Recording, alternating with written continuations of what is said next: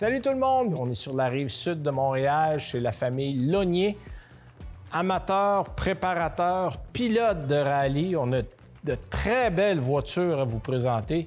Une belle petite caverne d'Alibaba. On est en compagnie de Ludovic Lonier. Ludovic, merci de nous accueillir chez toi. Mais parle-nous d'abord de ton expérience et comment t'en es venu à faire des voitures de rallye de course. Comment je suis venu en faire, je dirais la piqûre du père, de dire, lui, de travailler déjà comme mécanicien. Il me l'a transmis d'une certaine manière. Après, niveau expérience, j'ai une petite expérience, je ne suis pas encore un grand pilote. T'es un homme modeste. Oui, t'as une bonne expérience. Ouais. J'aime beaucoup la course, j'en ai fait. Est-ce que j'en ai fait beaucoup pour certains? Non. Ça, c'est un de vos premiers projets ici. Parle-moi un peu, parce que vous avez fait ça à la maison, là, pas ici. C'était dans le garage familial, l'hiver, à temps perdu. Exactement. Donc, une année, j'ai avec papa et j'aimerais ça faire un projet avec toi. Parfait, on cherche. On a failli embarquer sur un muscle car et au final, il m'a dit non, on va faire une vieille petite Porsche. C'est un muscle car d'un autre genre. Exactement. Et au final, on a trouvé une 914. OK. Qui avait un 4 cylindres, le moteur de base. Le 1800 de la coccinelle. Et puis on s'est dit, hey, let's go, qu'est-ce qu'on fait avec? Soit on la garde d'origine, soit on la modifie, puis on fait ce qu'on appelle en bon français un swap.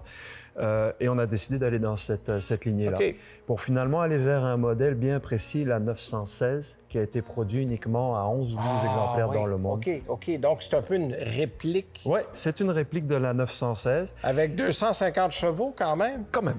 Et moins de 1000 kilos? Oui, un petit 900 kilos, quoi. Bon, là, Ludovic, tu vas nous parler de la Subaru qu'on a ici. Oui. Parce que ça aussi, il y a une belle histoire. Tu as fait du rallye avec ça. Tu as remporté le Targa Newfoundland en 2016, je pense. Tout à fait. Et papa a été champion du Québec en 2012 avec. Fait que c'est une Subaru de rallye 2009, dans la classe Open, qui aujourd'hui, là, maintenant, est préparée pour le circuit routier. OK.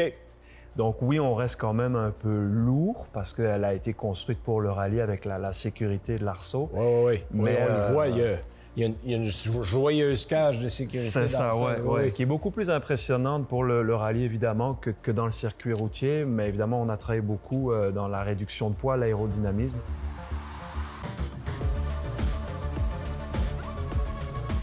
Ludovic, qui dit rallye dans les années 80, dit Audi, c'était les champions du monde. Oui. Il y avait Madame Mouton qui était là, Walter Roll, des noms légendaires. Oui. Et là, vous avez, à quelques détails près, reproduit les fameuses et célèbres voitures du groupe B à l'époque. Voilà la fameuse Audi Quattro version S1.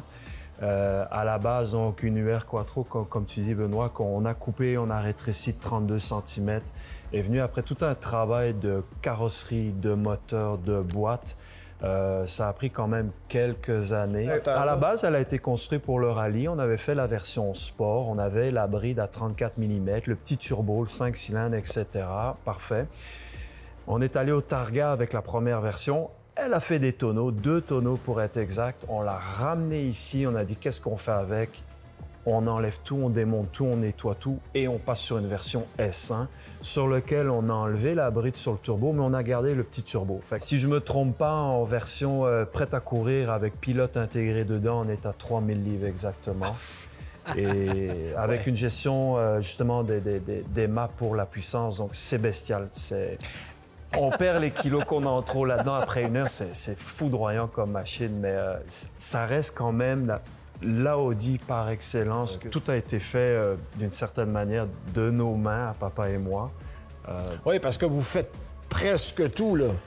C'est sûr et certain qu'on a toujours besoin de certains partenaires. Je pense à la carrosserie ou à un moment donné du filage électrique de haut niveau. Mais à part la carrosserie, que il faut une chambre à peinture, tout le reste, que ce soit la préparation de la carrosserie, le soudage, le montage, tout ça a été fait ici par papa et moi uniquement. Bon, Ludovic, on termine notre petit tour de l'atelier par 2 modèles Porsche. Oui. Et c'est drôle parce que tu me parlais de Capriel Ferrat. Oui. Parlons un peu de sa voiture parce qu'elle est vraiment superbe. Hein? Ça reste emblématique. 911 Carrera 4, la fameuse 964. Voiture qu'il a lui-même préparée, on remonte en 89, qui a été reprise par son fils Kevin. Ils ont mis un moteur turbo dedans, il faut le préciser, parce que la Carrera 4 n'était pas turbo. N'était pas turbo. Il y a une GT2 RS ici pour en rajouter une couche. Parle-nous de celle-là. C'est une machine de guerre. La linéarité du turbo sont exceptionnelles. Oui, on n'est pas là. On n'est pas là. Non. Il y a une tenue de route alors que c'est propulsion qui est incroyable, un freinage incroyable, 700 chevaux. Oui, parce que ça, il faut le dire, c'est une 2 roues motrices. Tout à fait. C'est pas une 4 roues motrices. Non. Tout est à l'arrière. Exactement. Puis évidemment, quand on n'est pas sur le circuit, qu'on veut rester tranquille, il reste une petite BMW là, derrière. Une là. petite 16, mais qui pourrait être pas mal sur circuit. Si à mon avis, on ferait peur à quelques personnes. J'ai roulé ce modèle-là sur circuit, sur Area 27, en Colombie-Britannique. Et oui, ça tient son bout, ça déplace. honnêtement. Là, ça se déplace. C'est tout à fait honnête. Ludovic, un grand merci pour nous avoir fait faire le tour de cette très jolie collection. Ça donne quasiment envie d'aller faire du rallye. Pourquoi pas? On embarque? On embarque, c'est parti. Merci, Benoît. Merci. On voulait aussi rencontrer l'homme derrière la passion du fils. C'est M. Franck Lonier. Monsieur Lonier, merci de nous accueillir parce qu'on est aussi chez vous. Vous, ça a commencé du côté de la Belgique parce que vous êtes originaire de la région de Liège, en Belgique. Mais il y a eu un grand moment de votre vie qui s'est passé au Congo. Racontez-moi chronologiquement. Tout a commencé à l'âge de 11 ans. Ça, avec les parents, nous sommes partis en Afrique parce que, mes parents travaillaient déjà là-bas. OK. Et puis, j'ai eu l'occasion de rouler sur une 250. Je vais dire que le virus a vraiment bien pris. Ah oui, puis vous avez fait des raids en motocross. J'ai fait pas mal de courses. Et puis, en 1983... c'est là que j'ai décidé d'arrêter complètement la moto et de me lancer dans le rallye. On parle toujours de l'Afrique. Évidemment, ce n'est pas des épreuves de 100-120 km. Là, on parle de 3000, 3500 sur une fin de semaine. C'est des safaris, là, c'est ça. Voilà, exactement. Exactement. Donc, côtoyer des grands noms en moto, des grands noms en rallye. Et puis, à un moment donné, les circonstances, la politique ont fait que nous avons dû quitter. Et on s'est retrouvés au Québec. Et puis, on a continué. OK. Donc, vous amenez votre passion ici. Absolument. Parce que la passion, mon épouse la partage, mais mon fils et les deux filles aussi.